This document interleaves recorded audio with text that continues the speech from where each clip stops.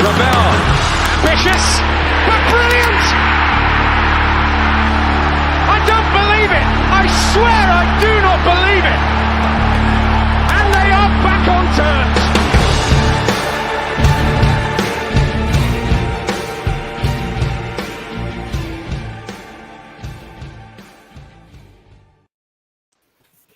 Hello and welcome to New York Talk. This is the Rotherham United podcast. We have a victory. That's what we talk about. So we've got plenty to cover from a 1-0 win. We have the Cambridge game. Pete's Trophy returns as we play Cambridge again. And we've got all sorts of transfer nonsense to talk about as well. So thank you all for joining us. Feel free to get in touch if you're watching on YouTube or Facebook. Send us a comment and we will cover the bulk of yesterday's action. We have a full house. Mick, Danny, Ben, thank you for joining us. You're welcome. Hello, everybody. I didn't think we were going to get anything then. Thank you for responding to it. Brilliant. Hello, is this on? Hello. Ben, first things first, you weren't with us on Thursday, but we teased everybody about your broken wrist. So anybody that cares, give us a wrist update. It's in a splint. It's not broke. I'm sure you, because I can't really. You'll show us. That's really good for the audio. Oh, sorry. I've got a massive bruise in it. I think it's fractured. But yeah, I'll find out on Tuesday. Some might say you've got weak wrists. We need to train them better. Some might say it was a freak accident, but whatever. I've seen the video. It wasn't a freak accident. It was a freak accident. Whatever. Okay. Anyway, Ben, let's stop talking about you. All right. George Hayes is with us. Thank you for joining us, George. Harry Kellogg's with us. Hello. And RUC Tiny is also with us. So, it was a hard-fought win, Danny, sorry. We were comfortable with the better team, but we made it hard work for ourselves, really. Yeah, I think so. I got my score prediction right, by the way. Just putting it out there. You and your 4 and your 5-0s now.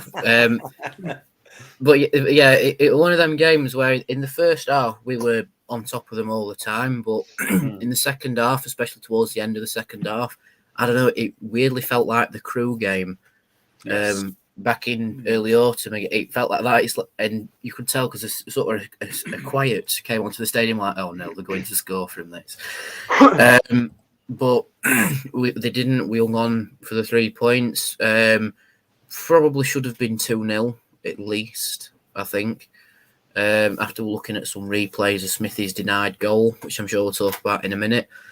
But yeah, it was definitely a scrappy win against a team that wanted to improve. And I think in terms of how they played on the pitch, Cheltenham did improve than how they played against Charlton. But at the end of the day, it's 3 points to us, which is all that matters. It is, very much so. Continuing the comments, Reece Kellogg's with us as well.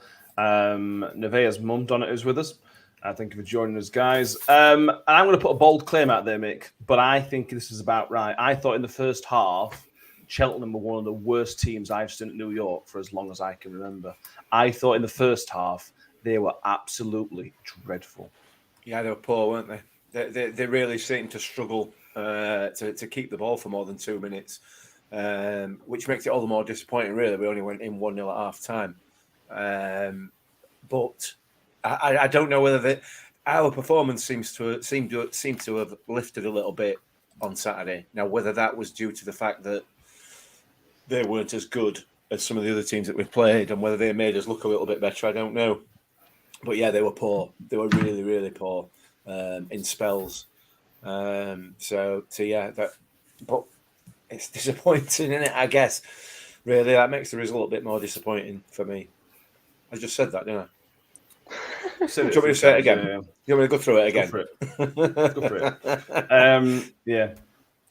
Ben, again, it was just conscious of the first half. We'll talk about some individual moments later on. We were better. We were comfortably better. But I never felt like we were 4 goals better than them, 3 goals better than them. It was bitty and good, but bitty and weird. I don't know how to explain it really, but we were the better team without being that good. They were bad. We weren't good. Like They were just, they were awful. They were genuinely awful. We were just, First half. Yeah, we were, as we've been the past couple of weeks, I think.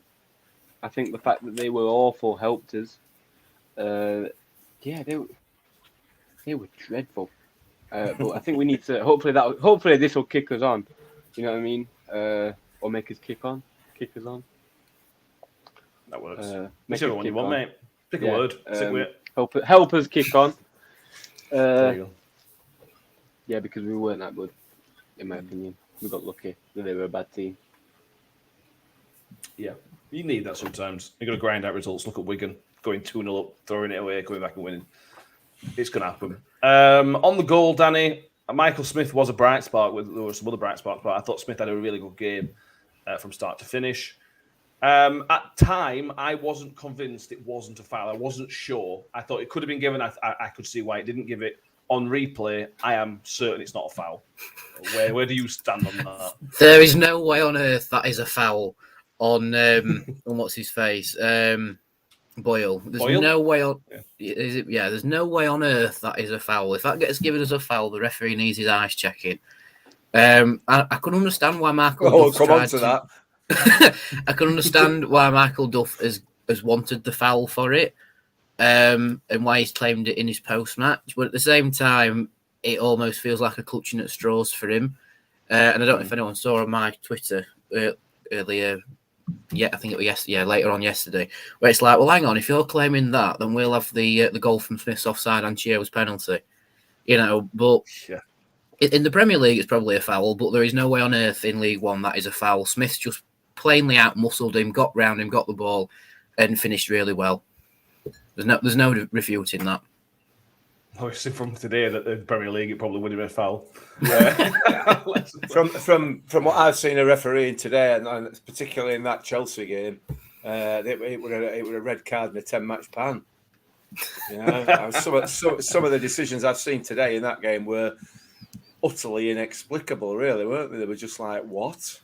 Anyway, yeah, it was a foul yeah, for me. and If it's the other way I want it. Really? Yeah, if it's the other way I want it. However, he stepped in front of him and he gets what? He steps in front of him. If you're going to step in front of him, it's a physical game. I don't know what happened to. Listen, they didn't give out all game against Smith. They were letting him battle it out. And they made the right decision for that. So let them battle it out. It's a striker and a centre back. It's going to have contact in it. It's also a contact sport. I'm not going to argue with you. But what I would say is that the way Smith has put his arm over the top of him.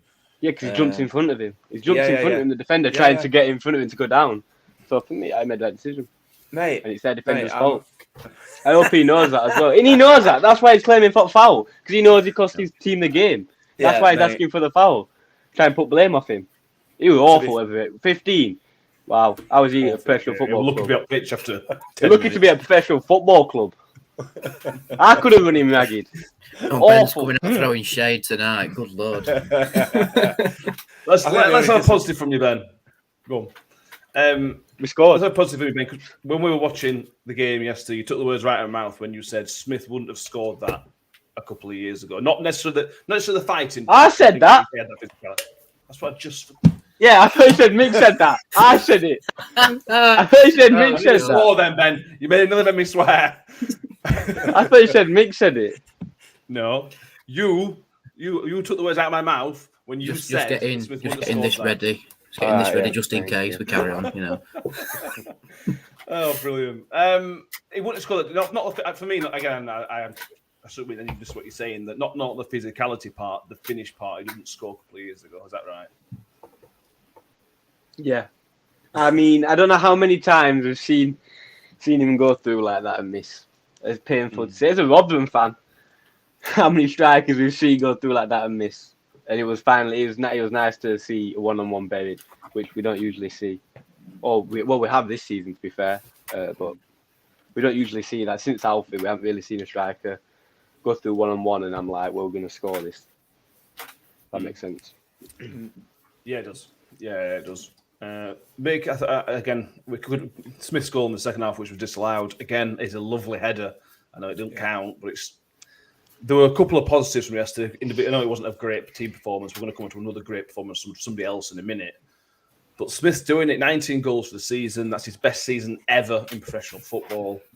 He's just ticking over those goals as well as doing everything else. And some Halfway other people through need the help. season as well. Halfway through the season, other people need to start chipping in with goals. Yeah, they do. They do, and I'm sure they will. I'm sure that they will. They were earlier on in the season when we were playing better, and when the performances were better. It's just great with Smithy because he's come here, and we all know the story. Bury's reserves, Bury laughing and joking about the fact that we'd signed him, and he was a donkey and everything else.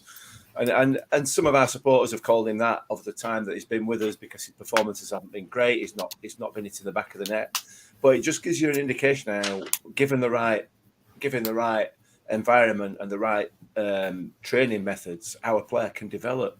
No matter how old they are, no matter what stage of their career they're at, they can develop. And he's developed into a centre forward, a proper pucker-gen centre forward. He's big, he's strong, he holds the ball up, and now he's added goals to his game. He's got everything that he needs, to be a top-notch centre forward, and it's great to see. And when he got through, as soon as he got in front of that defender, you knew. It wasn't like Ben said. It wasn't one of those situations where you thought, he's still not going to score. You were almost you almost knew as soon as he got in front of him, it was going to hit back at net, didn't you? So yeah, it's great to see. Yeah, we'll go through some comments before we move on to some other ones. We will come on to this race medley. Who picks man of the match? I thought Woody was head and shoulders with the rest, charging forward. Donna agrees with that. Brian, then the sooner we get to average patch and get back to blowing teams away, the better. It's ours and Wigan's to lose. Chris Nichols, I thought Cheltenham's game plan was to sit down as often as they could. Yeah, I think that's a good shout. I think there were about 14 or 15 minutes injury time from both halves together, if you put them together. 3 and 9? Well, 3 and 9. I thought it was 5 and 9. Oh, right. Well, yeah. Still a lot. Yeah, it is, absolutely, yeah. Philip Rawlinson dominated a game against a shocking team. A win is a win. Yeah. Russ Bailey, we were not at it all yesterday, but I put that down to you play as good as the other team, irrespective of how bad we were. Thought they were. I just want to take being below par and getting 3 points, the battering team and getting nothing. Big improvement. Needed a little game. That's a fair assessment. So one of the big stories from yesterday, from the game itself, is Freddie Ladapo, unfortunately, and we've got to talk about it. And I don't want to talk about it, but we've got to talk about it. He started, and I think for the most part, nobody had a problem with that. I certainly didn't. I thought before the game, I said to Mick and Ben, I thought Warney had paid a bit of a blinder, really. Take Freddie out of the firing line for 2 weeks, bring him in. All the heat's died down a little bit, and he could come in and play quite well. And then we watched him down there, and the Freddie that we've seen for the last month or two had disappeared. And you're watching him and you're just sort of thinking, it's all coming back to me now. I can see the Freddie of old, and he was just frustrating. I think the reason why a lot of fans were a little bit heated about the way Freddie performed, because it's nothing that we haven't seen before from Freddie. We've seen him put in those sort of performances time and again, but because he's had a bit of a time away and the dust had settled both in the fan camp and in the training camp, I don't know, they've always felt like an expectation that we wanted him to come in and like proper root up trees, and put in a blinder of performance and run after every ball and try and work hard and back up Smith up front. But he didn't do that. And it was sort of the opinion, well, if he's going to do that, why start him? It could come on as an impact sub for Grigg, rather than it being the other way around.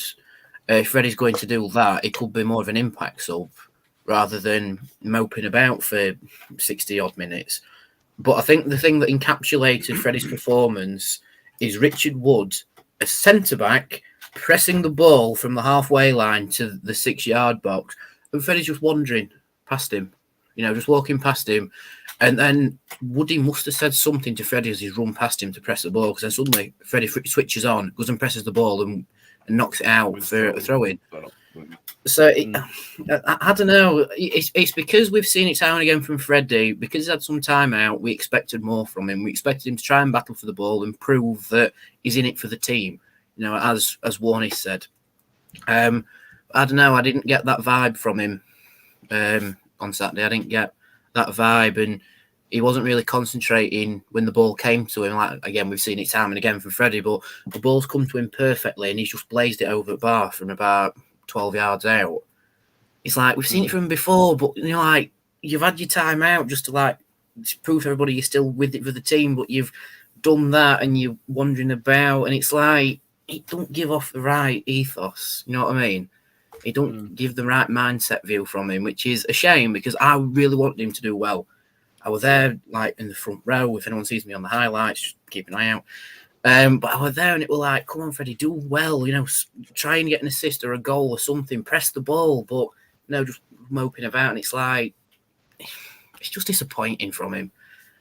That's you can just sum it up with that. Just disappointing. He just needs to get his head down a little bit. Work hard for them. If you want to move away, you put your head down and work hard and prove why you're a good player and people should pay 400 grand plus for you. You know, because what I saw on Saturday isn't a player that someone's going to pay 400 grand for. It's a player that someone would chip in with a loan down the bottom end of League One with. Yeah, it is. And you've got to assume if he's putting a transfer request, you've got to think he would do anything to get a move. Anything. But he won't press, he won't do the hard work, he just won't do it. And I had to stop myself yesterday when he did chase something down, and I generally had to stop myself getting up and shouting at him because it's just frustrating. And then you're 100% right. Then you just see Woody do that, and you just think you try. Or as fans, I used to maybe do the same. You put yourselves in the players' positions, and if I put myself in Freddie's shoes and I see my 36-year-old centre-back captain doing that, and I'm just wandering around, I'd be embarrassed. I would be embarrassed. I would be a little bit embarrassed by that. Then it went back to that thing, and I don't know if anybody else has noticed. When he runs, where he don't really want to run, his legs move a bit higher, his knees come up a bit higher when he's not actually running, and he sort of runs in a diagonal. He sort of goes in a circle until so he don't quite get to the ball, and everything just came back yesterday, Ben, didn't it? All those bad habits. Yeah, I think Woody did that to prove a point. 100% did prove a point. I hope there's conversations being had with him and Warren, because if you're someone like Wiles or Smith, if you're Smith and you're seeing that, you know, basically Warren needs to be careful not to lose the dressing room, because if he's playing 85 minutes, right, we all got their switched on. Everyone's smart enough to realise that Grigg is sat on the bench. It's got to 80 minutes. Freddie's not doing anything, and it's clear to see. And if you're Smith, why am I not getting help? And you've got to be looking at Warner saying, why is this happening? Do you know what I mean? There's got to be conversations going on. To bring him on at 85 minutes is baffling. I'm baffled, but I'm not Freddie, and I'm not Freddie's agent or Paul Warren. So my guess is that this has happened. He said to Freddie, "You've got 90 minutes, prove yourself," and he's not been bothered, so he's brought him off before the 90 minutes. That's genuinely what I think's happened, and I think that's his last game for Rotherham United, even if he goes or not. Play him Tuesday for me. Play him at Pete's Trophy. Release him on a fee for me. Yeah, mate. It's just we talked about this yesterday at the game. I can't work out the thinking of keep on the pitch for 80 something a minute. If you're going to start, like I said a minute ago, I get him starting. I understand that. I can see why he's done that. But after 55 minutes, 60 minutes, whenever you think it's time to pull him off. 15 minutes. It's time to do what's best for the team and pull him off the pitch. And Grigg did more running in 9 minutes injury time than Freddie's done in 80 whatever minutes was. And it just boils my blood a little bit, and I just calm me down. You're good at that. Yeah, not easy, is it? It's not easy. I mean, to be fair, what I would say to as far as the time that you were brought on, the reality of it was that there were still 15 minutes left. It were like bringing him on with 75 minutes to play. We all knew that, you know, there were going to be 9 or 10 minutes injury time because of the injuries earlier on. But I mean, that's pretty irrelevant. I think what Ben said there is possibly quite interesting, that there's maybe been a conversation with Freddie about, you know, if you're going to have to stay, then you need to be part of this team, and you've got 90 minutes to show me. And he's given him as long as he can. His performance yesterday, I don't want to criticise anybody. I really don't. Who plays for Rotherham United? I don't. But it just was not good enough. It was really, really poor, and I can't get my head around it. I can't understand it. I can't understand why you go on a football field and watch your 10 teammates run themselves ragged and not even try, because he didn't try, you know, at all, at any stage. He made the odd 1 or 2 attempts to close the ball down, but he always, you could tell from the way he runs, he made sure that he was never going to get there every time. You know, he'd slow up just a little bit so that he doesn't actually get there every single time. So in his head, it looks as though he's, you know, and he's playing his part in the press, but he never had his heart in it at all at any stage. Really, really, really disappointing from Freddie. Really disappointing that he can't even bring himself to play for the team, and that's how it looks. And whether that's the case or not, you know, none of us know, do we? None of us are inside his head. We don't know his thought process. But commenting on what you see from the way he performed on the pitch, it speaks volumes for me. And I'm with Ben. If I'm Paul Warren, that's the last time we see Freddie in a Rotherham United shirt for me. Pizza trophy or otherwise, I don't care, because you are not doing what is expected of you, and that's that. So, you know, you want away, which is fine. I don't have a single issue with that. I don't have any issue with that at all. You know, if he wants to go and better himself in his head somewhere else, that's absolutely fine. That's not a problem. But the point that you've made about Woody as well, you know, having to press the goalkeeper. So a 36-year-old centre-half having to press the opposition goalkeeper, and Freddie not getting involved in any way, it starts to talk about maybe there's issues. Maybe this is going to start to cause issues within the squad. It's going to start to cause unrest, because people are going to be looking at him and going, "Hey, why aren't you? What are you doing?" You know what I mean? Yeah. So yeah, I think it's time. I think it's definitely time. Get rid. My after that. I suspect it's noticeable. We obviously went to the game, so I hadn't seen the iPhone commentary, but the clip that was put on of Woody pressing, Matt Goodwin says in the commentary, Richard Wood showing Freddie Ladapo how to press, or something along those lines. Yeah. So it's not just, it's clearly very noticeable for his performance, not just to us. Let's go through some comments, because everybody's got an opinion on this. I think Freddie's performance seems to have united the fans.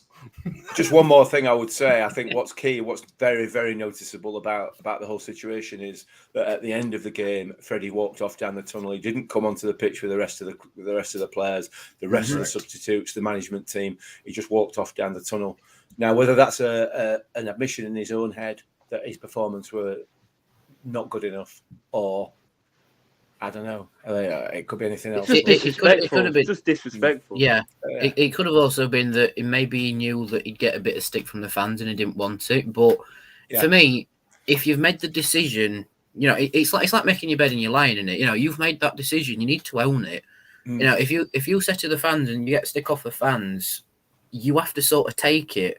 You know, because it's your decision to put your request in, or at least that's the general consensus. It was Freddie's decision to put the transfer request in, but it's his decision. You need to own it. If you go around to the fans and still clap them after the game, at least that's the thing of he's still gone and done it. You know, whether or not his decision in the past is a right one in the fans' view, that doesn't matter. But he still had the guts to go, yeah, I've made that decision. It's my decision. But thank you everybody for coming out and watching us. You know, it's not about the individual performance. They clap the fans to say thank you for everybody to come in and watching us. You know, it's not just like it's just not something you do at football. You do it to be respectful to the fans. And like Ben just said, it does feel a bit disrespectful that he's just gone off down the tunnel. It's like, you know, it's like, and then the one thing we hear about him after the game is that he goes home and posts on Instagram his latest drip that he's going out with. You know, granted, his clothing was very nice. I will give him that. But no word on the game from him, you know, like great to win or anything like that. Just went home, got changed, and off out it goes. You know, anyway. The problem is, no one's going to want him. Who's going to want him? He's obviously got an attitude problem. Yeah. If you're a scout, no. Someone's been transfer listed, and you're a scout, right? And you go, you know what? This kid's is a well-known League One goal scorer. Someone like Cheltenham, or someone like whoever, mid-table, Fleetwood, well-known League One goal scorer. Did it for us last time in League One. Been doing all right this year. I'm gonna go and watch him, and you go see that. You're gonna burn the piece of paper with his name on it. You know what I mean? Who's gonna want him? And I'm not surprised Plymouth fans don't like him because he probably did this when he wanted to leave. So I'm not surprised he got stick off then, because he's gonna get stick off us next time he plays against us. Well, what I would say from Stick point of view, obviously one of the reasons that he may not have wanted to, one of the claims could be that he didn't want a reaction from the fans. When he came off, he got a really pleasant reception. Nobody booed him. I didn't hear any boos. I clapped him. A lot of people clapped him. So there's no excuse to say, I won't want to do it because just in case I get backlash from fans. Nobody gave him any backlash. Based on how he played, he would have been entitled to get some backlash, and he didn't exactly. Get so there's no excuse. That's the reason they got backlash, not the reason put a transfer list in. If he puts a transfer list in, right, and then he goes on Saturday, works really hard, right, shows working hard, and then claps the fans after, and then he goes, no hard feelings, fans still like him. You know what I mean? Don't create any tension. It's a legend, the Wednesday thing, isn't it? It goes as almost a legend. Yeah, I mean, he's ruined that. Well, that's he's ruined it. That's what I mean. He's ruined it, hasn't he? Yeah, if he worked hard, if he'd worked hard, if genuinely just worked hard, right? Don't have to be here. Worked hard. That's it. Clap the fans after. There'd have been no hard feelings. It'd have got a clap, and then move on. Everyone move on with life. It's life. You know what I mean? We're all adults. Well, I mean, I'm 17, but yeah, near enough. Near enough. All adults. Yeah. For sure. Let's go through some comments before we think of something else to say. I don't AJ Mill. I don't think Freddie's ever been it for the team the way it was. He just thinks about himself. Josh Smith, all you have to do is look at the rest of the kits compared to Ladapo. They all put in a shift. Makes it look worse when he doesn't even cut the fans off afterwards. Lee Bush, Ladapo will never be a team player. Chris Nichols, I hope he goes to the Owls. No. Well, based on what we've seen, it'd be a good fit. Adrak, it looks like if Freddie Ladapo put finger up to Paul Warne and his teammates. John Morrell, Birmingham fans back with us now. John can't keep an unhappy player in the dressing room. Sounds like the manager needs to get rid of him. But George Hayes points out we can't. Nobody seems to want him at the minute. Steve Cooper again. No more Freddie for me either. Had something to prove yesterday and let everybody down. Tim Sykes. I mean, they've got so many comments about this. Everybody's in the same boat. I think Freddie looked like a player who didn't want to get an injury. Half-hearted in everything that he did. Yeah. It's just... We all wanted him to play well. There's not a single Rotherham fan, not a single one of us, who didn't want him to play well yesterday. Mick even said before the game yesterday, Freddie's first hat-trick today, because that's what we want. Yeah. While everybody's in our shirt, just play. The thing is, it benefits him as well. Exactly. You know, and as Ben's just pointed out there, all he's done yesterday by putting in that kind of performance is reduced his value and reduced the chance of him going anywhere else, which is bizarre. It's like, it doesn't make any sense at all. But whatever. Yeah, whatever. The rumours are at the minute there are no bids for him. that's where we stand in terms of getting rid of him. I do wonder, because Paul One's into after the game, he basically praised Freddie. He suggested he thought he did all right, which is. I hope he's just saying that for the cameras. Yeah. I think I've got to assume he's saying that for the cameras because everybody else saw it, so he's got to see it as well. But I suppose Freddie Ladapo went straight down the tunnel. Paul Warren came over to the fans much quicker than he normally does yesterday. I wonder if that's something. I don't know. We're all picking up these little things at the minute. Other little things I'll pick up in a minute. I'm sure that won't be the last we talk of Freddie tonight, but let's move on for now. We mentioned Richard Wood. Danny, he's immense. That guy, he just gets better and better with age. And for as much as Freddie was frustrating, Woody embodied everything we want out of a Rotherham United player. Again. Yeah, it did. It was definitely a leading by example performance from Woody, which is what you want from your captain. You want your captain to pick someone up by rim of the pants if they have to and get them performing. But yeah, Woody was great. He was very composed on the ball in defence. He was good with his tackles. He was good with marshalling. May and Nalundu. I think Nalundu? Yeah, Nalundu. Just a very commanding captain's performance from Woody, and he's like a fine wine. As he gets into his more senior seasons with Rotherham, he just gets better and better. You know, it's like this season is one of the strongest showings from Woody. And like we've just said, he was pressing from the halfway line up to the 6-yard box. I'm doing it really effectively. You know, I never put Woody down as like an attacking centre-back in the sense of he goes nearly up to the corner flag pressing somebody. But he did it really well. I've seen some other fans going, he shouldn't be doing that because he's out of position and leaving a gap at the back. But it's like everyone knows what to do in that situation. If Woody goes and presses, someone slots into that vacant role. The two come narrower, don't they? The two turn into a standard centre two, yeah. Yeah, and then the wing backs drop back, yeah. But with Woody doing that, we have seen in the past he does have a tendency to do a little bit rogue. He admitted that on the podcast with us. But to do it effectively, all you can say is just bravo. You know, well done to him.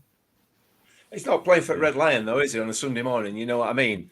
The rest of the players around him know exactly what's going to happen and exactly what to do when it happens. You know what I mean? There's a bit of a contingency in players there, you know, and the two players, I mean, Woody were brilliant yesterday, but the two players surrounding him as well at the side of him, for me, were excellent as well. I thought Wes Harding was absolutely immense yesterday. He was probably one of the best games I've seen him have for Rotherham United. Thought he was absolutely brilliant. And I guess that's his natural place and it's his natural position, that right side of the central defence. And boy, did he show it. But, So I thought I'd get that in before, in case you didn't ask me. No, I wasn't asking just that. Hold on. No, what is Yeah. He were immense. Ben, thoughts? Richard Wood. I'll let you discuss that one. You've had your rant about Freddie. Give us your positive rant on Woody. I mean, there's nothing really to say, is it?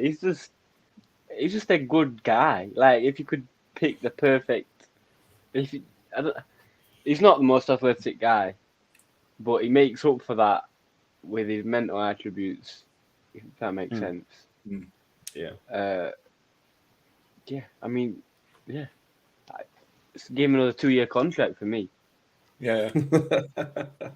Just him being around the team is good for everyone. So bringing back his, you know, when he's retired, offer him a contract as some no-name role, which basically means you don't have to do all, just be around the team type of thing.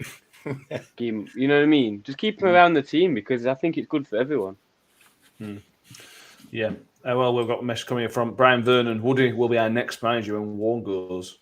Proper pro leader. One is already mentioned. I think he's mentioned about keeping him on after whenever he retires, whether that's in 10 years or 5 years or whatever it might be. They've already had talks, haven't they, about keeping him on. But at the start of next season, he's going to be 37. And you don't see many 37-year-olds playing football, but you can't see him stopping.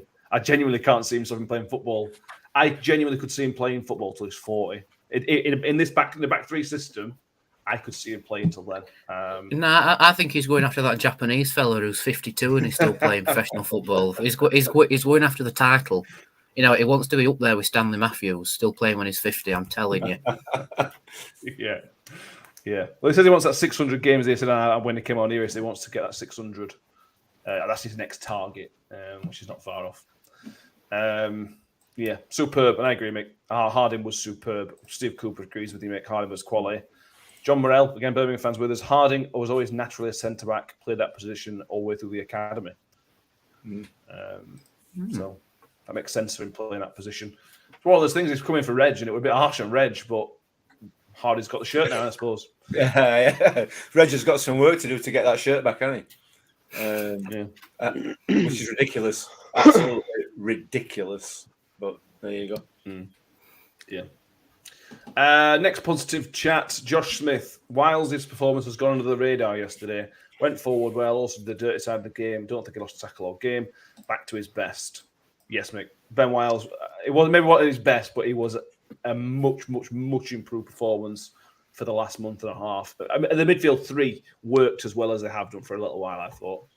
Yeah, Wilesy was much better yesterday. I question whether he's back to his best yet. However, he's certainly on the way back up from the performances he's been putting in recently. So yeah, which is great to see. Absolutely great to see. We know he's a quality footballer. He's Ben Wiles, but he's very young. He's still young, isn't he? You know, and he's just developing the way the rest of them are developing. The way Smithy developed. You know, he can't come straight out of that box at 17 and be a world-class midfielder, particularly in that position, the position that he plays. You know, it takes experience to be able to run the midfield in that way. So, yeah, good to see him back, though. Good to see him back firing. And he looked dangerous yesterday. Yeah, he did. He'd had that chance at first half, anyway. He got himself in a really, really good position at the angle. He did really, really well. It was almost lucky to start, though, Ben. For me, I thought we talked about in the last podcast, Rathbone and Wiles were lucky to keep their place based on the last few performances. But they repaid the manager. Other people on Saturday didn't repay the manager. I thought both of them repaid Warren's faith in keeping him on the team. Yeah, I mean, it's all based on performance, isn't it? Whoever's got the how do you put it, hot hand, whoever's performing well at that moment. Do you know what I mean? Like, Shirt. No. I mean, if a youngster comes through playing well, has one good game, he's going to stay in team. Do you know what I mean? Yeah, so he's got the shirt. Yeah.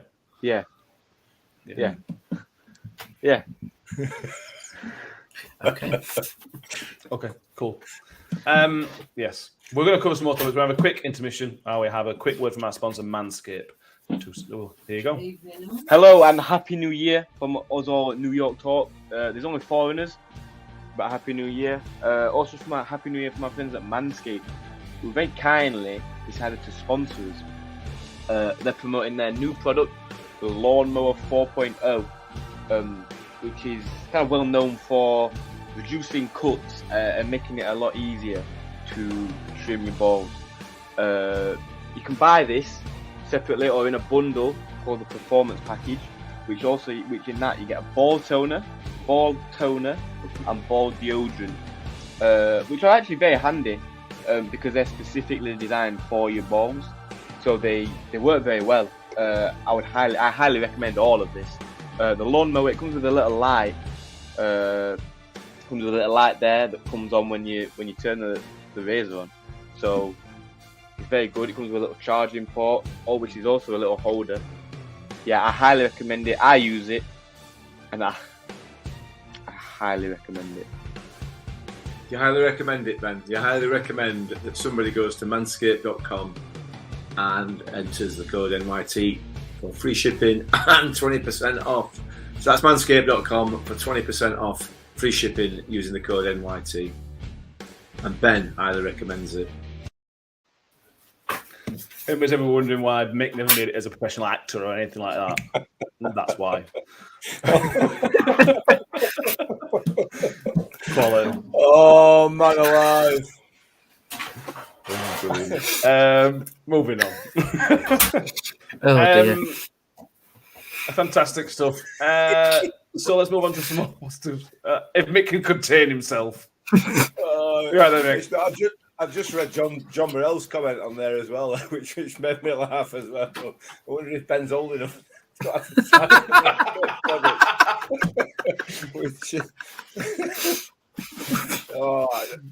Mate, I don't think I'm old enough mentally to. Oh dear. Anyway, move on. Wingbacks. Mikel Miller. Mick, you have been a Mikel Miller fanboy. I can't remember what the right phrase is. Supporter, pusher, whatever the word. I can't think of the right word. But you've been one admirer. Of the people admirer. We'll go with admirer. Mikel Miller, admirer for a while now, and he just performs when you bring him in. He just performs, and he was great again. Yeah, it was. Yeah. Yeah, he's a bit raw still, isn't he? He's still not quite got that sort of. He's got some more work. He's got some more work to be done, but yeah, he's so dangerous, and his ability at putting that ball in the box into dangerous positions is phenomenal. You know, if you could merge him and Chio together, they'd be absolutely unstoppable. But bottom line is, they are training together. They are working together. They'll be doing the same routines. They'll be learning off each other.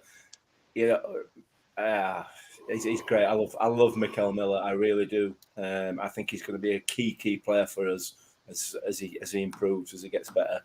So yeah, like him a lot.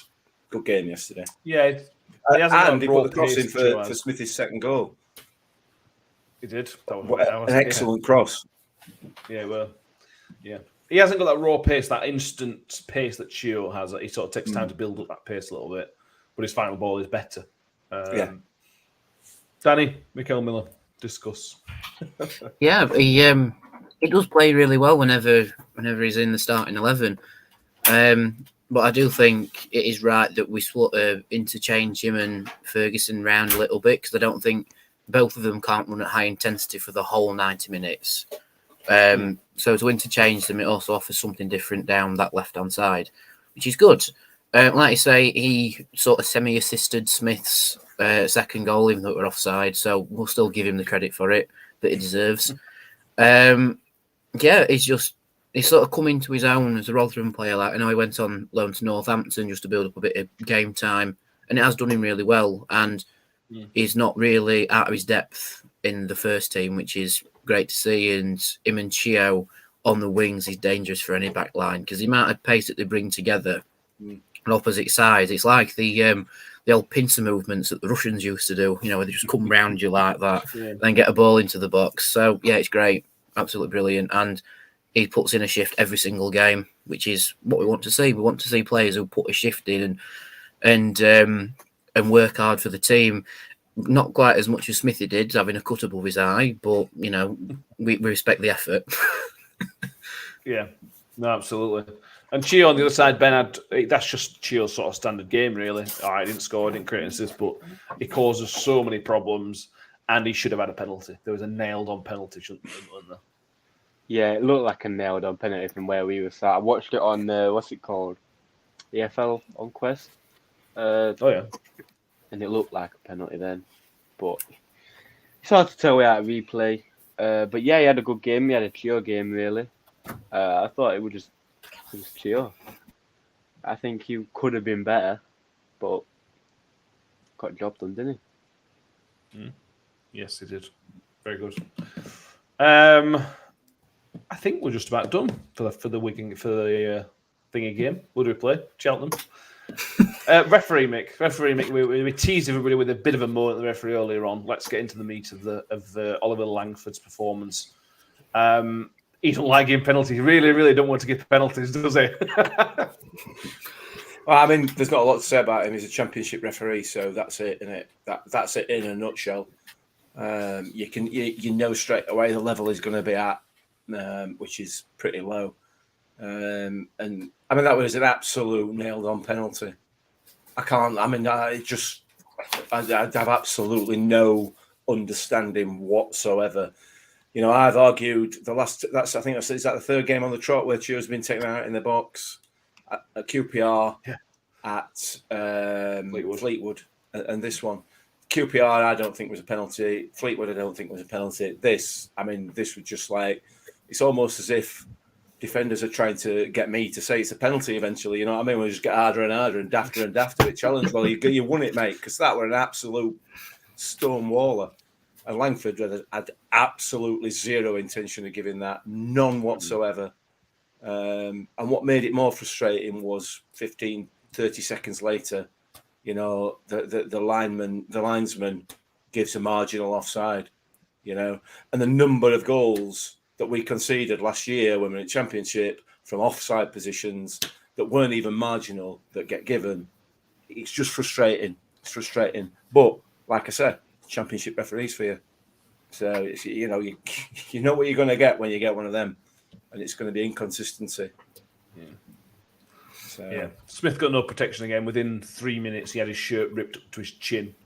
At the start of the game, just inconsistencies. Just so many inconsistencies. He had a poor game. It says, it's a sign of a referee when the one set of fans don't like him and the away fans are singing "You're not fit to referee." It's just a sign. When both fans don't like you, you are 100% doing something wrong. Yeah. Anyway, anything else that wants to cover from the Cheltenham game? I think we've covered most of it. Anything else we want to show before we move on to some pizza? No, I think we're all right. I think. Ben? Move for some Ben- pizza. Ben's Ben. probably- Should we move on to that? I think Ben's probably watching playoffs. I think Ben's probably watching. I'll say we're keeping you awake, Ben. The Rams have just scored, which is annoying. But yeah, no, I'm listening. I'm more focused on this than I am the playoffs. He says, I looking don't straight believe past camera. I don't believe it. Yes. We'll come on to the other transfer news after this, but let's talk about the Pizza Trophy. Papa John's Trophy is back in action on Tuesday. I suppose we should start by saying congratulations to RUFC, who won a meal out and some match tickets with Alison Barlasser. Congratulations. Has Alison agreed to turn up? I don't know. Well, that meme's come full circle. My days. Yeah. So yeah, well done. So this is the third time we were playing Cambridge this season. 2 league games. This with them. We've won 2 out of 3, which obviously ain't bad. I don't know, Ben. It's Nice. just Saw what you did there, Ben. Matt, I saw what you did there. that's my 4th one, if anybody's counting. One of them was Is it? ill-laboured, but anyway, yeah. Ben, how much are you? I know you'll be away, so you probably won't watch this, but with 2 games from Wembley, do we start getting serious at this point, or do we have to get through to the semis for it to become serious? Really? You have to get through to the semis for it to be serious. I think. Yeah, I want to win now. I want to go Wembley. I think winning at Wembley just boosts the morale of the team. We had a different conversation the other day, me and you. Did we? You were talking the other day. You I've weren't changed my bothered about mind. going to Wembley. I've changed my mind since. That's fine. You're allowed to do that. Yeah, I'm not bothered, but I think it's good for the team when just winning at Wembley. So yeah, I want to get through to the final and win. I don't want to happen. I would rather get knocked out now or in the semis than lose at Wembley. For the team morale's sake. Yeah, that's true. I see what you're saying. Danny, this is the first time we've ever played Cambridge in this competition because they're a Southern team. The only other time we have played a Southern team in a competition was the final in '96, which was Shrewsbury. We were technically Southern at the time, even though they were in the Southern draw, Ben. They were in the Southern side of the draw. It's something, yeah. It's going to be tough if Cambridge play like anywhere near the 2 times we played this season. It's going to be a good old tough game. Yeah, I think so. And I think, harking back to why Reg didn't play on Saturday, I think that's why, because we know Cambridge are going to give us a tough game, so we'll probably play Reg on Tuesday as the main force in defence. I don't think we'll play him as a centre, the main centre of defence, but we'll certainly be on the right-hand side with potentially Icky on the left and maybe even Woody in the middle. Again, I'm not sure, but we are odds-on favourites to win this competition. I think we do want to win this competition because it's been over 20 years since we last won it. So it's like, why not? Just go for it. So I think we are going to go strong, purely to match up Cambridge. I don't think Cambridge will take it as seriously as the league, because I'm sure they want to stay in League One. But you can still see them going, right, we've lost twice from this season, let's change that. So it's going to be a hard-fought game, but hopefully we can come through it, which I think we might do. As long as we don't draw some far south southern team in the semi-final, as long as we don't get Charlton away in semi-final, I'm happy if we progress. Yeah. They have won 5 games in a row at Cambridge United. That includes Newcastle, Portsmouth in the Cup, Lincoln, Donny and Crewe. So other than Newcastle, it's not exactly a star-studded lineup, but it's still 5 wins in a row. Is a really good. The last team to beat Cambridge United was us. So let's continue that, hopefully. If Mick, you wanted out of all the teams that left in the competition, for me, Cambridge are the last one I would have wanted, to be honest. From what I've seen of them this season, we've obviously played them twice so far. I'm struggling. I've been sat here thinking, I can't think of a better team that we've played this season. I can't think of a team that have caused us more problems, have been more dangerous than Cambridge. I thought they've been absolutely excellent, and why they are where they're in the league is quite beyond me. And it wasn't a surprise, massive surprise, to see him get a result up at Newcastle. To be honest, they are a tough side, and whatever that manager's doing with them, and I know he's obviously a new lad, and he's sort of comes from the ranks at Cambridge. He is doing a damn good job. So yeah, I'm a bit disappointed we're playing them, to be honest, because if we're wanting to win it, this would have been better off being final, to be honest. Yeah, but if you get these out of the way, then the only other challenge really is Wigan, isn't it? And Wigan Arsenal are used to. Well, exactly, yeah. I thought it was Chelsea's under 21s that were still left in it. No, it's Arsenal. Is it Chelsea? I thought it was Arsenal. No, Whatever. I think it's Arsenal. I don't know. It is Arsenal. Okay, never mind. Yeah. So the quarterfinals are Hartlepool, Charlton, Rotherham, Cambridge, Wigan, Arsenal, and Sutton against Harrogate. So let's hope Hartlepool win, Wigan win, and Sutton and Harrogate are the bothers. One of them can win. As long as the under 21 side don't get to semi-final, that's fine. Correct. That's what we don't want. How strong are you going to go, Mick? Danny thinks we will go almost full strength. We might see Victor back in. I will be surprised to not see Victor. How strong would you like to see us go? I've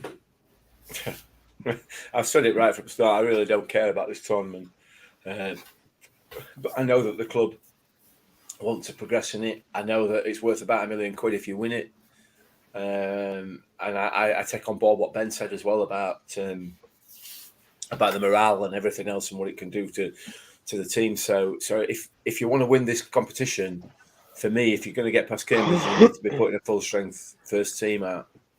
I don't see, having said that, the players who are on the fringes of the first team are just as good enough, just as good to play in first team, aren't they? It's not. Yeah, I don't know. I don't know what I'd do, to be honest. Good job, I'm not managing, isn't it? Yeah, well, there you go. I should have thought about it, shouldn't I? Should have perhaps done some research before we start the podcast. But yeah, just first team, the full strength first team. Let's get him out of that way if we can. Yeah. Would you like to see a Dauphin come in? Yeah, definitely. I want to see more of him. Much like yourself, he looks such a promising player, and I feel I feel sorry for him because he is wasted on bench. There's no question about that. He's absolutely wasted on that bench. But there isn't a place for him in there at the moment as things stand. So maybe we give Dan Barlas a rest and he'll be on comms again, won't he? Possibly, yeah. Hopefully Angus McDonald will make the squad again. He may start, although I would be a little surprised because I agree. I think we're going to go strong. That'd be nice to see. Either way. I think that's just about covered the Cambridge game. Anything else? It's just very quick subject at the Peters Trophy normally. Anything from that game that you think we should be looking out for? Comments from anybody? I'd like to be a Ben's potential lineup for it. Oh, sorry, Ben. I did not ask you, Ben. Oh, this is going to take about 15 minutes. Oh, we were staying. I say go strong. I say go strong, mate. I say the same team that started yesterday or Saturday, except JJ in. And I would definitely bring Been victory, wouldn't you? Dolphin. Yeah. No, I'd leave Vickers on for cup and then play Victor back for league. Because he's the best keeper. Because he's a better keeper. Victor's not starting it. So you're going to change the starting keeper for next Saturday? Yeah. Okay. Because Victor's the better keeper. Okay. Fair enough. In my opinion, anyway. And I'd start Coyote over Freddie, and I would definitely bring a Dolphin and Lindsay off the bench. And Reg. They would be my 3 subs. No matter what. Win, lose, or draw, just give. Because I don't think they need some playing time. Yeah. Fair enough, Ben. I like your style. Big call on Victor for next week, but anyway, I like it.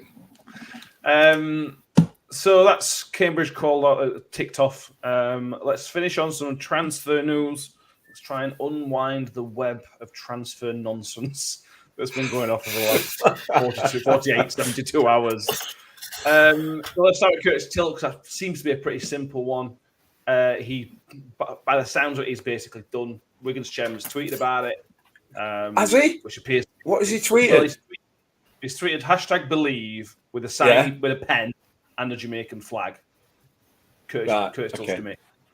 I saw the believe. All I saw was believe. I didn't see the rest of that. Fair enough. I should have. That's their thing. That's their motto for some reason. It's the monkey song, isn't it? Yeah. Daydream believer. Yeah. So that appears to be what Paul Warner's basically a post-match that he'd be surprised if it doesn't happen. But he's said that before, and you know what transfer windows are like. Well, Yorkshire Post says it's definitely not happening. He's staying with us the rest of the season. So what's happening? Come on, Matt. Nail some colours to that first. Well, when Paul Davis writes an article on it, I'm following Paul Davis's article. Fair enough. Because he knows, doesn't he? Yeah, fair. Yeah, man. Although Paul Davis' article says that we are not in for Georgie Kelly, and Danny has done his best detective journalistic skills this afternoon, and we may be seeing something different. Maybe. I mean, that's one way to describe it. I'd call it a bit more of a social media stalker investigation. But anyway, but yeah, I ended up feeling a bit like Poirot, to be honest, because I don't know. I've just been having a look at George Kelly's thing, his Twitter, just to see if there's any inkling of where he might be going, because sometimes players let it slip, and I don't know. I mean, he follows Rotherham United on Twitter now. That could be completely nothing. He could just like the look of us and he's following us. Could have been just to keep up with how we're doing against Cheltenham. But to me, the way I see it, it's like a really strange game of chess. You know what I mean? Like we've said yes, we've talked to him, but it's only going to happen if we lose a striker. But now we've come out and said we're not after him. But then suddenly Plymouth's name's appeared to be in the running for it. All the respect in the world to Paul Davis, but his article is the first time I've seen Plymouth mentioned.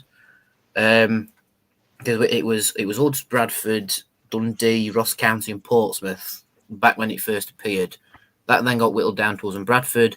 Bradford's manager said we're not after him anymore because effectively Rotherham's won the race, and that's when Paul Warne came out and says now we're not going to sign him anymore. So it's like, I don't know. It's a strange one. For me, something's not adding up. And it just feels strange that he's following us. And then the article was put out that we're not after him. And Paul Warne said, no, we're not going to sign him. It's a bit, well, if he was going to Plymouth, why is he not following Plymouth? You know what I mean? He follows us and Bohemians being his last club. And then it's just us, which is a bit okay. Could be because he's had a sudden surge of Rotherham fans on his Twitter. Which might make the rumour a bit more leaky. And after what happened with Freddie Ladapo's transfer request, you can understand the club not wanting anything to be leaked about this now. Yeah. So that's probably why it's closing ranks going, yeah, we're not after him when something could be happening. I'm not going to hold my breath because these things do happen in the transfer window. And like Warney said, we'd only go from if we lose a striker. However, he did say if we brought another striker in, one would have to leave on loan. Which is interesting because we've said KO's not going anywhere on loan. It'd be silly to loan out Smith. That's just off the table. So I wonder if Freddie could go on loan if we can't get ship of him with a fee. But no, look, it's one of them where you'll have to wait and see, but it's just a little bit sus, everything that's happening. And I was good at Among Us. I know when something's sus when I see it. I think me and you are the only one that understands that, Danny. There's someone watching podcasts will understand it. It's fine. I think me and you are the only people that understand that. Yeah. Philip Rawlinson, I noticed, suggested when the Radio Sheffield interviewer said to Paul Warne, Wigan's chairman believes Tilt is almost a Wigan player. Paul Warne's instant response was, "Oh, good."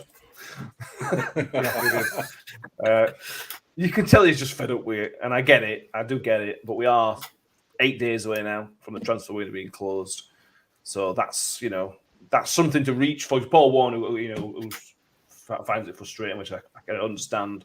That's something to reach for.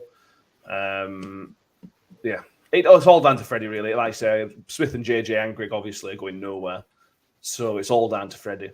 I wonder if Saturday's performance would be right. Let's just get him out of the club, even if it's on loan, because somebody will pay up his wages. If he goes to a championship on loan, they're going to pay 100% of his wages likely, and we might get a loan fee. So, from a financial point of view, it makes sense. From a team point of view, if that's what he's going to give us, it makes sense just to get him out of the club and get somebody who clearly wants to be here. Mick, thoughts? Yeah, I mean, bottom line is, if we get somebody, we get somebody. If we don't, we don't. We're not in a position where we're absolutely desperate for anything. A goalkeeper, a defender, a striker, a midfielder. We're not desperate for anything. We've got some significant depth in our squad, more depth than we've had in our squad since I can remember, really. The Freddie issue is an issue, but the Tilt issue looks like it's going to go away anyway, and I don't think there were ever realistically much doubt about that. If we don't get anybody else in, I couldn't care less, quite frankly. I'm not bothered. It'd be great, to get a 21, 22, 25 goal a season striker. Of course it would. Be fantastic. But, if we don't, I'm not bothered. I'm genuinely not bothered. Well, exactly. Precisely. But you don't want to be here. No. Oh, What do you mean, Smith? Yeah, Smith. exactly. Freddie, 25 goal games, 25 goal a season striker. They got 20 for Plymouth, didn't Yeah. Well, yeah, but One that time. was Plymouth, weren't it? So, But he only got it one time. won it League Two as well. I stand corrected. No, in League I One, don't but know. they got relegated. He's got 20, they've still got well. So it's irrelevant then. So he really helped his team then, didn't he? It don't matter, does it? Let's not go back down. It don't For matter. me, let's It not don't go matter. down the Freddie Yeah, route. Yeah. It stays or it goes. Whatever. We don't really need anybody else. It's just a bit of cover. Paul Warne did say he wanted to freshen up. He said that with the Tilt money, he's in the Paul Davis article, something along the lines of, with that money, they can do something. Which again suggests he's not expecting Freddie to leave because he's talking about the Tilt money rather than the Freddie money. I'm hoping when we reconvene on Thursday, there'll be movement on the Freddie situation. I don't know. Fingers crossed, touching all the wood. Anything else, boys? We've done everything, I think, on my list. Or my list was just Meatloaf references. Is there anything else we want to talk about? I missed all others. I got took the words right out of my mouth from Ben. I got that in twice, actually. Yeah, you did, yeah. And Freddie being rubbish, it's all coming back to me now. That's All right. I thought you might have gone for Woody being like a bat out of hell as he chased that ball down. Yeah, we should have done that one. I'm a bit ashamed we've missed that one. But anyway. All these are going right over Ben's head. Maybe over Danny's head as well, I'm not sure. I'd say Bat Out of Hell was a Meatloaf song, wasn't it? That's the one, yeah. Everyone just said yes, it was, right? Okay. Yeah. But now, one last thing to add to me, I have been double dog dared by Donna, Nevaeh's mum, to say he plays a bit like Willy Wonka with a straight face. in terms of in the way Freddie plays. I don't know why, what she said. I challenge you to get the word. He plays a bit like Willy Wonka on the podcast with a straight face. I think she probably meant in context rather than just but I'm going to say that. How about to squeeze that in context? You can tell right away. I am not going to say he plays like Willy Wonka with a straight face. You know what I mean? I'm going to phrase with it. Freddie plays a bit like a donkey, but anyway. So Donna, I've done it. You can't give me stick on the Wimbledon bus now because I've said it.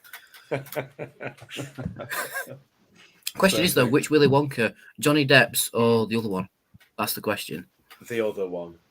The other one. Forget the name. What's his name, Meg? Can't remember now. What was his name? Was the other Willy Wonka mum? Oh, it's oh. I can see his hair. He's got that wild hair. Can you hear what she's saying, by the way? Is it something about his hair? Yeah. He played Frankenstein in Young Frankenstein. Gene Wilder. Gene Wilder. That's it. That's it. Gene Wilder. I can't. There's people now shouting at the phones. There was 4 people trying to work that out, and it took Google to do it. That's exceptional, dear me. You are aware that this is still live? Yeah. We are still going now. Sorry, everybody. This is sending into nonsense. Although if you're with us regularly, this is a standard episode, to be honest with you. Oh, so yeah, thank you all for paying attention and watching us. I know we've had a lot of you watching tonight live on YouTube and Facebook. So if you have watched us for the first time, welcome, thank you. Make sure you subscribe on YouTube, follow us on Facebook, follow us on Twitter. It's been a pleasure. If you are on iTunes, Spotify, wherever you get audio stuff from, please subscribe, follow us on there. And if you give us a 5-star rating on iTunes or Spotify, whatever, let us do that as well. We would very much appreciate it. We will be back on live Thursday evening and then a podcast out Friday morning where we will be looking back at hopefully a successful midweek pizza. And then we will going to be looking ahead to Crewe Alexandra again at the end, which is obviously the end of the month, last game in the month. It's been, thank you all. And again, I was going to plug this while we're here. If you haven't already watched the Dan Barlesser episode, go back and watch it because it's great. If you haven't watched the Victor and Woody one as well, you should also watch those as well. So they're really good as well. Mick, thank you for coming. It's been a pleasure. No, thank you. Thank you for having me. I thought you might have got to Paradise by the Dashboard Light or whatever it were, but I thought that was a reference to something that may not have been massively appropriate to a football podcast. Well, fair enough, yeah. Yeah. Danny, thank you for coming. I'll try and get some references in next time that you know. Thanks. Yeah, thanks. It's always a pleasure to be here. We always have a laugh, don't we? It's good, this. That's what it's all about. Ben, it's nice to see you. You won't be with us on the next episode. Will you be watching the playoffs then as well, or you've got actual life? No, not on a Thursday because there isn't any. But no, I have a life. Thank you very much. Really? Should do a podcast about that one day. I have more than one than you, mate. More than Anyway. one than you, mate. Anyway, I have more thank you one- all for watching. I have We'll see you next time. Cheers, more guys. one than you. Bye.